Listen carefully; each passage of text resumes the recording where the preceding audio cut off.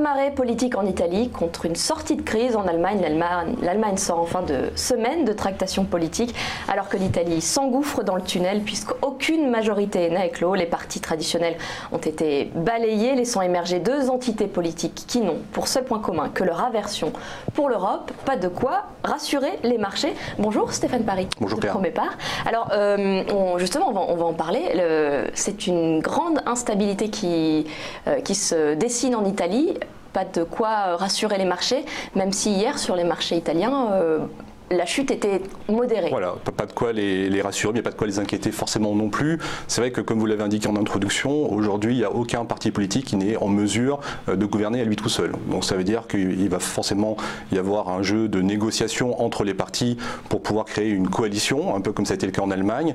Est-ce qu'ils y parviendront? Ce n'est pas certain parce que les divergences sont assez fortes entre ces partis. Il y a aussi des questions de personnalité. La différence en Allemagne, c'est qu'il y avait Angela Merkel pour mener les négociations. Donc en attendant, le président Mattarella va certainement jouer la montre et se garder de prendre toute décision et va attendre que les leaders politiques réussissent éventuellement à se mettre d'accord.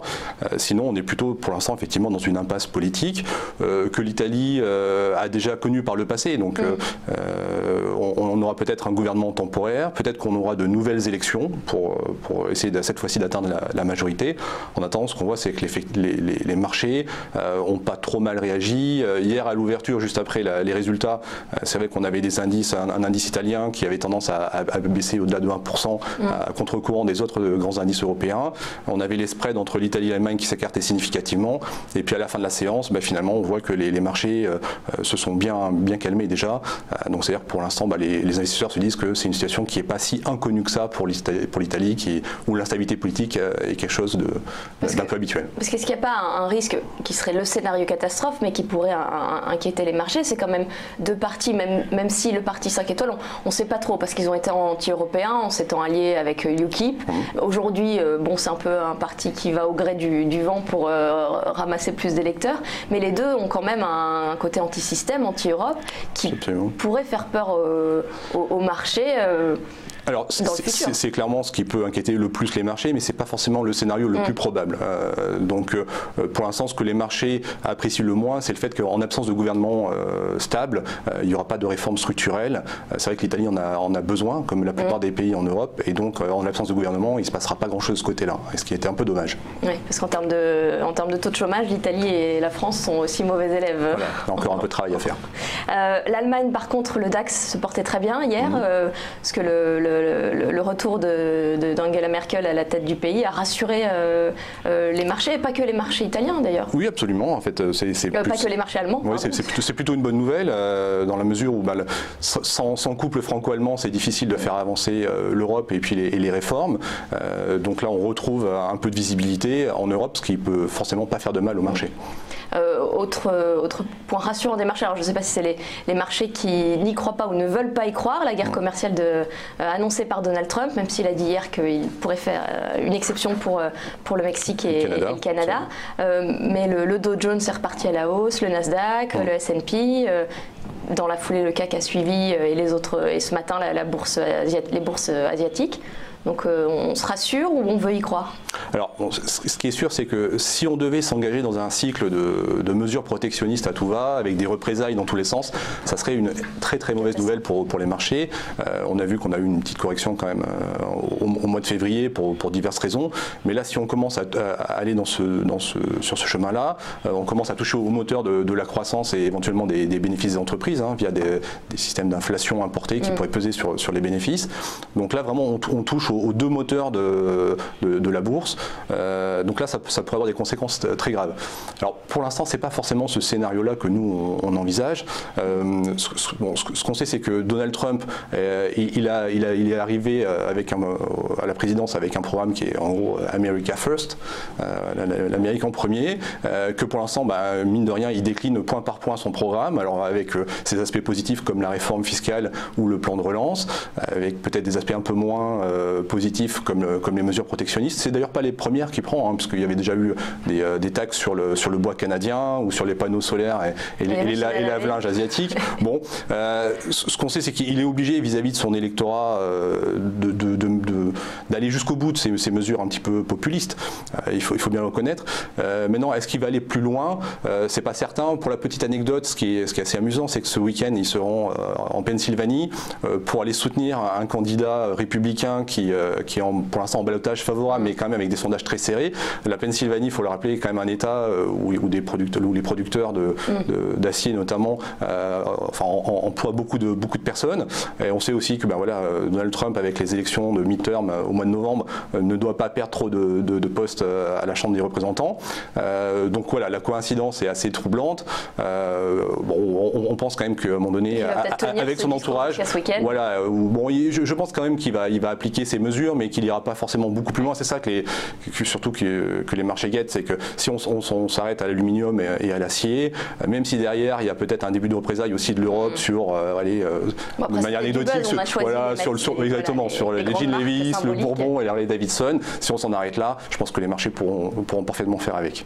D'accord. Après, Trump s'ouvre aussi à des clivages en interne, sachant que Paul Ryan, qui est l'équivalent du président de la majorité des Républicains à l'Assemblée nationale française, a demandé à Donald Trump de revenir sur ces annonces-là. Oui, puis son principal conseiller aussi, Gary Cohn, qui a prévu ce week-end de faire venir à la Maison-Blanche des grands patrons de l'industrie, notamment automobile, ou en tout cas ceux qui sont concernés et qui seraient concernés par les hausses de tarifs. Donc il va y avoir une certaine concertation.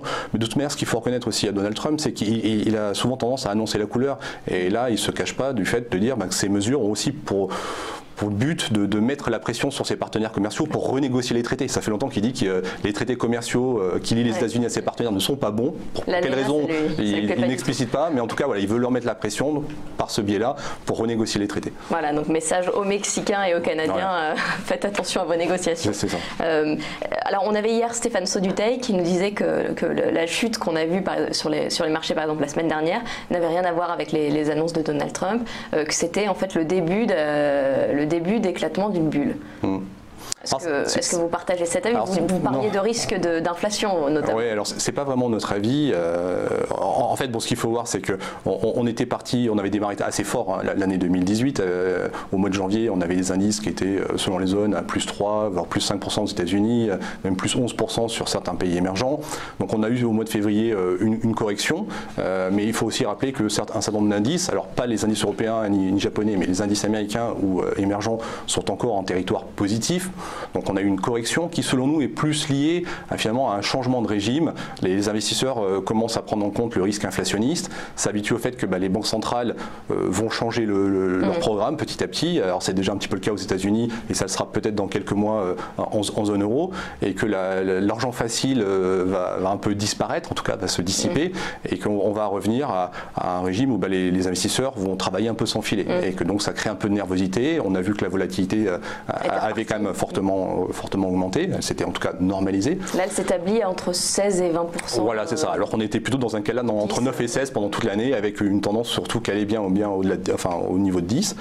Donc pour nous, en fait, on va dire que tant qu'on a les deux principaux moteurs pour les bourses, que sont la croissance économique et les profits des entreprises, tant qu'ils sont encore là, on peut difficilement, pour nous, parler de crack.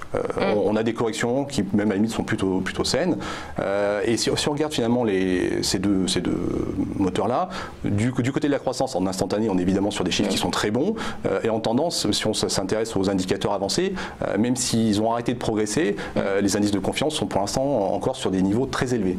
Et du côté de la croissance des bénéfices, aujourd'hui, sur toute zone, on annonce des croissances de bénéfices importantes. Alors plus aux États-Unis avec la réforme fiscale qu'en zone euro, mais on est encore sur une zone forte de progression des bénéfices. Donc tant qu'on a ces deux moteurs-là, c'est difficile de vraiment parler de crack. Et d'ailleurs, si on regarde juste pour terminer du point de vue financier, si aujourd'hui les indices en Europe sont en territoire négatif, c'est avant tout parce qu'ils ont été tirés par le bas par des secteurs qui sont sensibles à la hausse des taux. Donc on retrouve les télécoms, les utilities, les foncières, ce genre de secteurs.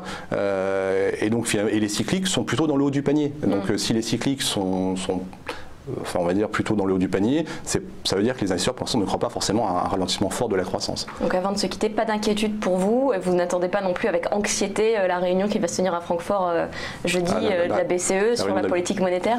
Non, alors c'est vrai que Mario Draghi, il a en ce moment un tempo qui va être difficile pour lui, hein, c'est sûr, parce qu'on a eu des marchés qui ont été fragilisés un petit peu ces dernières semaines. On a un euro qui décidément ne veut pas baisser, alors que les taux aux États-Unis, l'écart de taux entre les deux zones, voilà, ferait que ça serait quand même plus. Enfin, on pourrait penser que ça sert de support au billet vert. Donc finalement, et puis les derniers chiffres de l'inflation pointent pas vers une accélération. Hein, donc on est à 1,2, même 1% si on regarde que l'inflation cœur. Donc on est encore loin des 2% cibles de la BCE. Donc on ne s'attend pas à grand chose pour jeudi prochain. Sans doute qu'il va avoir aussi du mal même à modifier son discours. Peut-être vraiment la marge pour donner quelques indications sur la fin du QE en septembre, mais c'est vraiment le maximum qu'il pourra faire. En tout cas, il n'y aura pas de mesures et très peu d'annonces phares. D'accord, donc on n'attend pas grand-chose de cette réunion jeudi. Merci beaucoup, Stéphane Paré. Merci Claire.